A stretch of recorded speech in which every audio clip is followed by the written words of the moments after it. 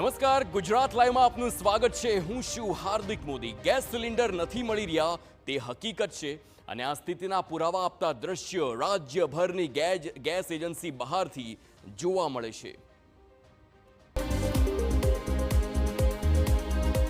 સરકાર કહે છે કે રાજ્યમાં ઘરેલું સિલિન્ડરની કોઈ જ કમી નથી, છતાં લોકો શહેર ગેસ એજન્સીઓ બહાર લાંબી કતારો લગાવી રહ્યા છે। સવાલ એ છે કે અછત નથી તો લોકો ભરબપોરે સિલિન્ડર માટે ફાંફા કેમ મારે છે? અમદાવાદ હોય, બોટાદ કે પાલનપુર, લાંબી ભીડ બધે જ છે। બોટાદના રાણપુરામાં ભીડને નિયંત્રિત કરવા કર્મચારીઓને મદદ લેવી પડી, તો બનાસકાંઠામાં પોલીસ બંદોબસ્ત વચ્ચે ગેસનું વિતરણ કરાયું। અમદાવાદમાં પણ બુકિંગ છતાં ડિલિવરી નહીં થતાં લોકો પરેશાન છે। સતત કહેવાઈ રહ્યું છે કે પેનિક ન થાવ, પરંતુ ઘરમાં એક સપ્તાહથી ચૂલો બંધ પડ્યો હોય તો પ્રજા હાફડી ન થાય તો શું કરે? તારીખે બુકિંગ કરેલું છે, 7 તારીખે કંપનીમાં ડિલિવરી થઈ ગઈ, અત્યાર સુધી ડિલિવર નહીં થઈ। કેમ કે બાટલો પતી ગયો ઘરમાં, બરાબર 5 દિવસ થઈ ગયા, અત્યારે બાટલો છે નહીં, હવે ખાવાનું બનાવવાનું કેવી રીતે?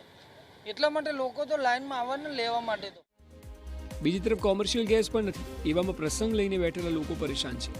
સુરતમાં ઉત્તર ભારતીય વિધવા સમિતિએ સમૂહ લગ્નનું આયોજન કર્યું હતું, પરંતુ ગેસ વિના અહીં 15,000 લોકોનું ભોજન કેવી રીતે બનાવવું તે પડકાર હતો।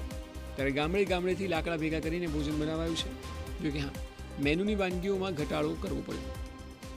અમે બાટલાને બદલે લાકડા પર ફોકસ કર્યો અને ગામડાઓનો સંપર્ક કર્યો, જ્યાં અમારા ગામડામાં જે લોકો મિત્રો છે એ લોકોએ 2000 કિલો લાકડા કાલ મોકલી આપ્યા।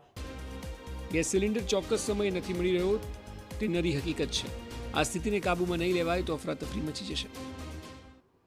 ગુજરાત